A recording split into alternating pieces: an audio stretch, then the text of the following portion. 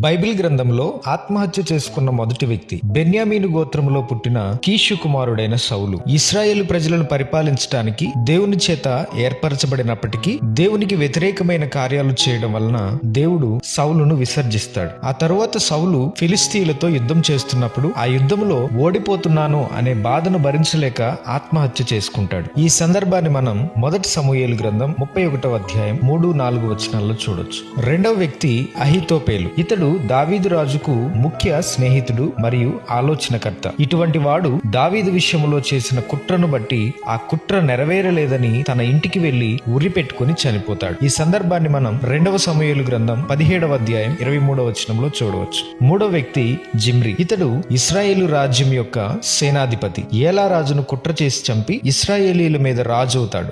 7 దినాలు ఇశ్రాయేలీలను పరిపాలిస్తాడు. కుట్ర చేసి రాజును చంపిన విషయం ఇశ్రాయేలు ప్రజలకు తెలిసిందని వారు తనను ఎక్కడ చంపుతారో అనేటటువంటి భయంతో తాను ఉన్న రాజనగరుకు వెళ్లి దానిని తగులబెట్టుకుని చనిపోతాడు. ఈ సందర్భాన్ని మనం మొదటి రాజుల గ్రంథం 16వ అధ్యాయం 17-18 వచనాల్లో చూడవచ్చు. నాలుగో వ్యక్తి ఇస్కరియోతు యూదా. యేసుక్రీస్తు 12 మంది శిష్యుల్లో ఒకడైన ఈ యూదా యేసుక్రీస్తును అప్పగించడానికి ప్రధాన యాజకులతో చేతులు కలుపుతాడు. ఆ తరువాత పాపము చేశాను అనే అపరాధ భావంతో ఉరి పెట్టుకుని చనిపోతాడు. ఈ సందర్భాన్ని మనం మత్తయి సువార్త 26-27 అధ్యాయాల్లో మనం చూడవచ్చు.